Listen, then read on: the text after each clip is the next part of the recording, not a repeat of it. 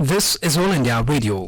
You will now hear comments from the press. The Economic Times in its editorial title, Towards a United, Prosperous India, writes, speaking at the National Democratic Alliance's Parliamentary Party meeting, Prime Minister-designate Narendra Modi was magnanimous in victory, urged unity and non-discrimination, and promised to create a prosperous India that will rise to the expectations of not just its own people, but also of the world community. Now that polarizing elections are over, the time is ready to build bridges and strive together to achieve common goals for the opposition and the government. If Modi is to be taken at his word, his government is ready. So should the opposition be. Political rivalry apart, the tasking of reinvigorating the economy, the goal of eliminating poverty, and the challenge of building capacity that would allow India to retain and expand its strategic autonomy call for cooperation and collaboration. In a statesman-like admonishment, Modi said that elected representatives stand for everyone in their constituency and cannot afford to discriminate between supporters and the rest.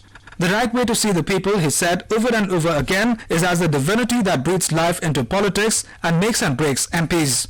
Those who do not support us now, said Modi, should be seen as potential supporters who have now to be convinced and persuaded, not as those to be ostracized. BJP's huge mandate had demolished the notion that people vote on the basis of social groups. Referring specifically to the minorities, he committed himself to pricking the bubble in which patronage politics had corralled them, scared, deprived, and deemed useful only to serve as a vote bank. These sentiments and his repeated emphasis on the constitution augur well for the polity and the nation, besides being useful for building a legacy for Modi that could rival or surpass that of any of his predecessors. The point is that Modi's commitments in Parliament should infuse the conduct of BJP government and supporters.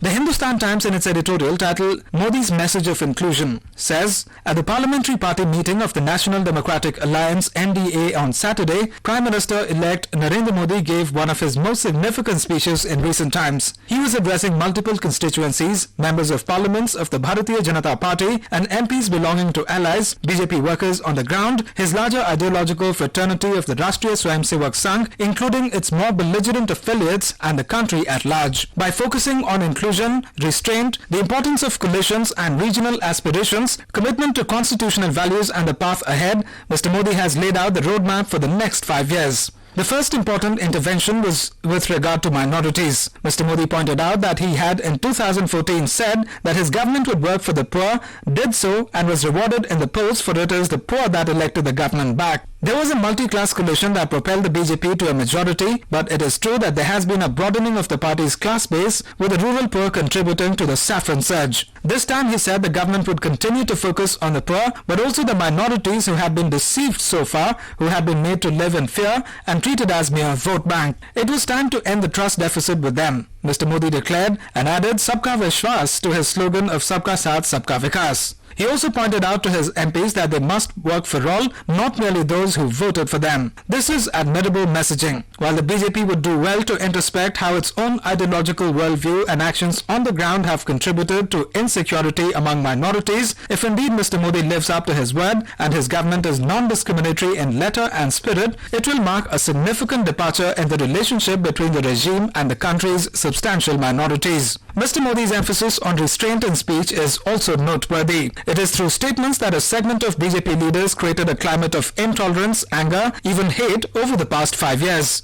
By warning them to be careful and not create problems, Mr. Modi was not just seeking to avoid future controversies, but also perhaps disassociating himself from any such rhetoric that may emanate from the party ranks. If you add together Mr. Modi's first tweet, which mentioned in an inclusive India, his victory speech where he emphasized the need to take the opposition along, his gesture of paying his respects to party veterans L.K. Advani and Murli Manohar Joshi, and his speech on Saturday, it appears that the PM in this term is seeking to be a truly unifying figure. And this is coming from a position of supreme strength and confidence. His challenge is in operationalizing all of this into action on the ground now. Those were the comments from the press, presented to you by the News Services Division of All India Radio.